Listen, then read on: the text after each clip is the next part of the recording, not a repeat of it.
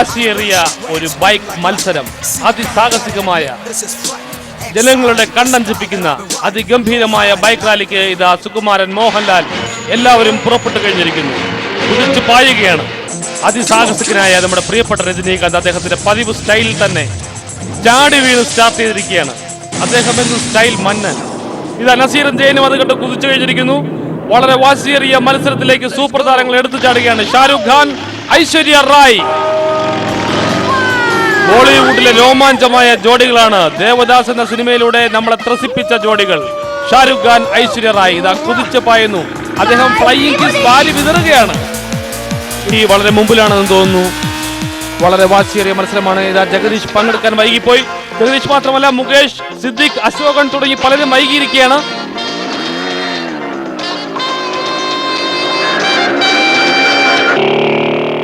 ബോളിവുഡിൽ നിന്നും തസ്കര വീരൻ ബൈക്ക് റാലിയിൽ പങ്കെടുത്തുകൊണ്ടിരിക്കുന്ന അമീർ ഖാൻ വളരെ മുമ്പിലാണ്. അദ്ദേഹത്തിന്റെ തൊട്ടുപുറകിലെന്നും ആരുമില്ല.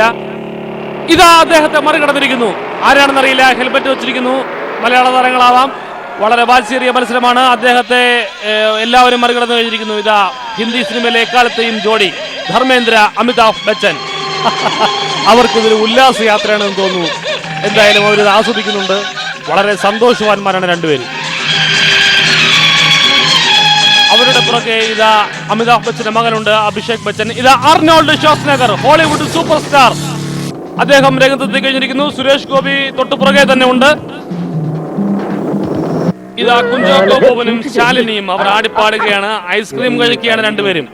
ഐസ്ക്രീം കഴിക്കുന്നത് കൊള്ളാം, പക്ഷെ വിവാദങ്ങൾ ഉണ്ടാക്കരുത്. വളരെ ഗംഭീരമായി നടത്തുന്ന ഒരു ബൈക്ക് റാലിയാണിത്. ഐസ്ക്രീം കഴിച്ച് വിവാദങ്ങൾ ഉണ്ടാക്കി ഞങ്ങളെ കുഴപ്പത്തിൽ ചാടിക്കരുത് എന്നൊരു അപേക്ഷയാണ്. ഇതാ ജഗദീഷ് ശ്രീകുമാർ, അദ്ദേഹം വച്ചു പിടിക്കുകയാണ്. ഇതാ പൃഥ്വിരാജ് മലമ്പാതകളിലൂടെ എളുപ്പവഴിക്ക് വരികയാണ് അദ്ദേഹം. ജയനും നസീറും, അർണോൾഡ് ഷ്വാസ്നഗർ. നമുക്ക് അദ്ദേഹത്തെ എളുപ്പത്തിന് വേണ്ടി ആരനാട് ശിവശങ്കരൻ എന്ന് വിളിക്കാം. ഇതാ ശ്രീനിവാസൻ. ആരനാട് ശിവശങ്കരന് ഒരു ഭീഷണിയായി തിരിക്കുന്നത് ശ്രീനിവാസനാണ്.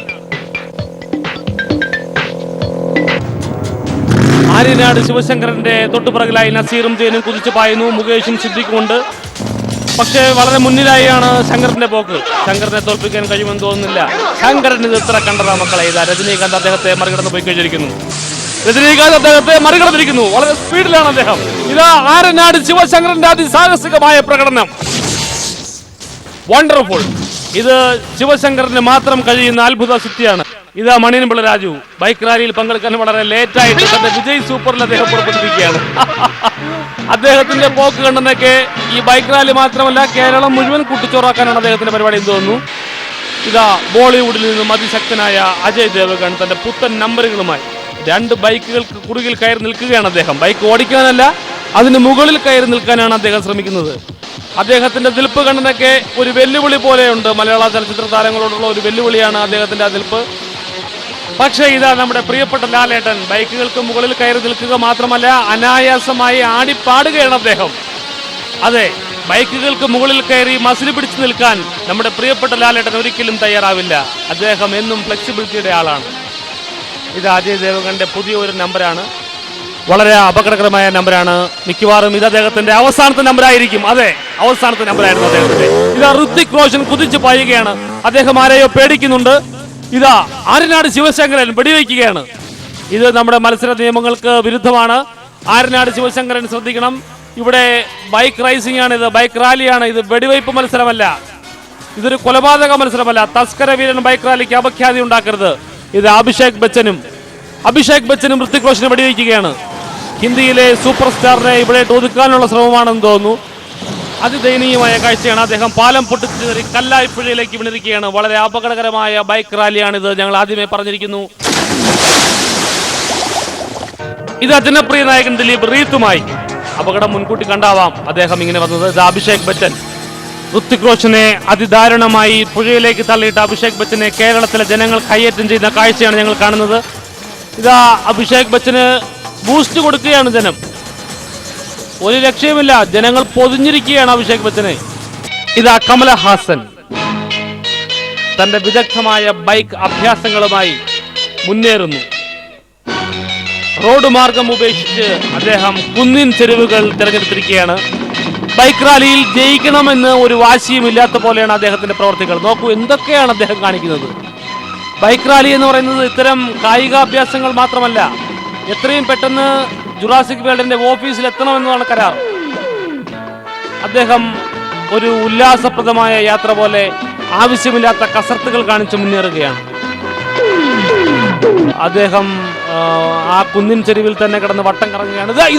സോറി, അദ്ദേഹം എത്തേണ്ടിടത്ത് എത്തിക്കഴിഞ്ഞിരിക്കുന്നു. ഇനി അദ്ദേഹത്തിന് 2 ആഴ്ചക്കാലം വിശ്രമമാണ്. ഇതാ നമ്മുടെ പ്രിയപ്പെട്ട മുകേഷ്, ജഗദീഷ്, സിദ്ദിഖ് ടീം. അവരും കമലഹാസന്റെ അതേ പാത പിന്തുടരുകയാണെന്ന് തോന്നുന്നു. ചില അഭ്യാസങ്ങൾ കാണിക്കാൻ ശ്രമിക്കുകയാണ് അവർ. ഇത് മത്സരത്തിന് ഗുണകരമായി ബാധിക്കില്ല.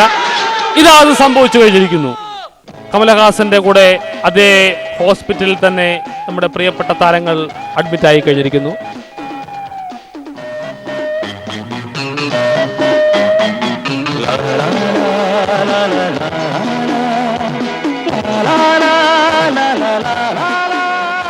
തസ്കര വീരൻ ബൈക്ക് റാലി നടന്നുകൊണ്ടിരിക്കുകയാണ്. ഇതാ സൂക്ഷിച്ചു നോക്കൂ, ഈ വരുന്നത് നമ്മുടെ പ്രിയപ്പെട്ട സൂപ്പർ സ്റ്റാർ ആണ്. അദ്ദേഹം ഇതാ അപ്രത്യക്ഷമായിരിക്കുന്നു.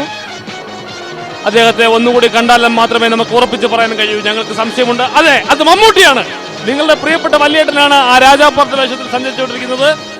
ഏതായാലും ലോക ചരിത്രത്തിൽ തന്നെ ഒരു ചലച്ചിത്രവുമായി ബന്ധപ്പെട്ട് ഇത്തരം ഒരു ബൈക്ക് റാലി സംഘടിപ്പിക്കുന്നത് ഇതാദ്യമായിട്ടായിരിക്കും. തസ്കര വീരൻ എന്ന ഈ സിനിമയുടെ പേര് സൂചിപ്പിക്കുന്നത് പോലെ തന്നെ ഈ മത്സരത്തിൽ 1-ാം സ്ഥാനത്തെത്താൻ വേണ്ടി വളരെ വാശിയേറിയ ശ്രമമാണ് നടന്നുകൊണ്ടിരിക്കുന്നത്.